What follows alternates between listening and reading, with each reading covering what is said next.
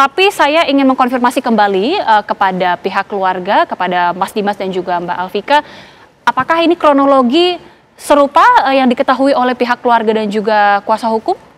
Ya. Serupa. Ya, silakan jika ada yang ingin ditambahkan atau mungkin ingin direvisi, Mas Dimas. Ya, dari beberapa slide yang sudah saya cek tadi ya, kita lihat bersama ada beberapa revisi ya, yang itu menunjukkan fakta-fakta yang sedikit berbeda. Baik. Jadi pada saat ada gambar dari Dini itu berada di samping mobil ya, sebelum Ronald menjalankan mobilnya, Ronald mengetahui bahwasanya di sana itu ada Dini.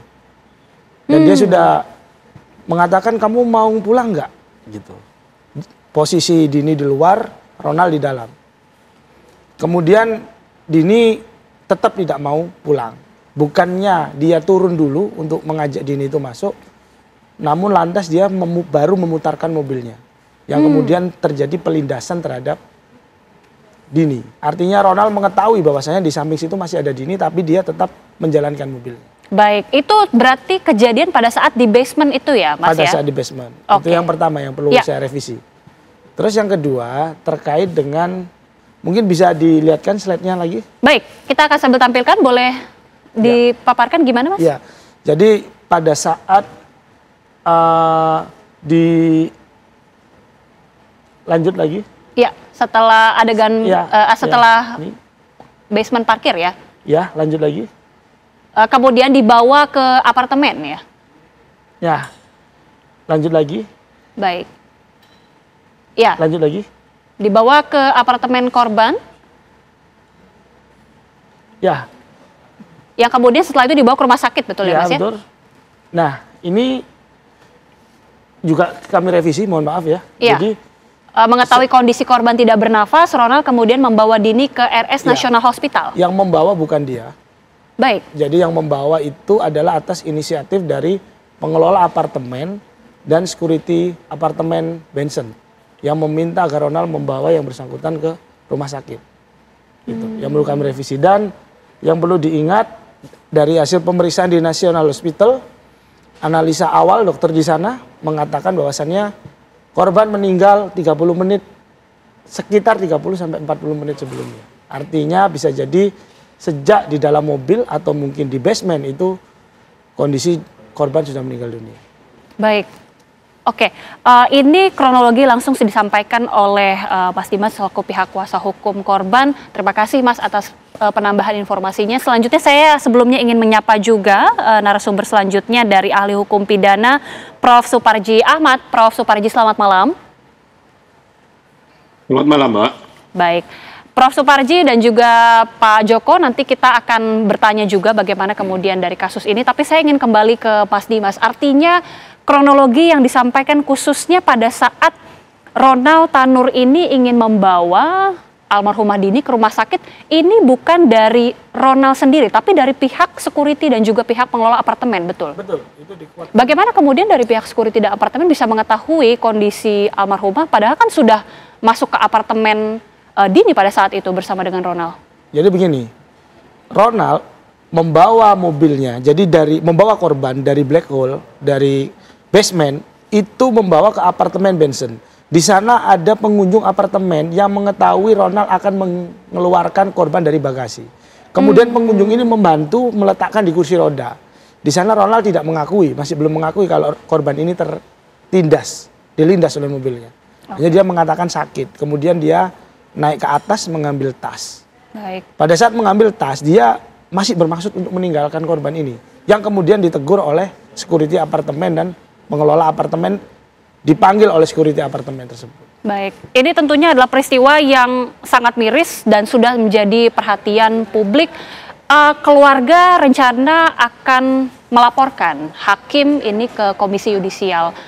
Mungkin dari Mbak Alvika sendiri ya, ini bisa sedikit bercerita bagaimana latar belakang keluarga akhirnya memutuskan ke Komisi Yudisial, Mbak, untuk melaporkan para hakim ini.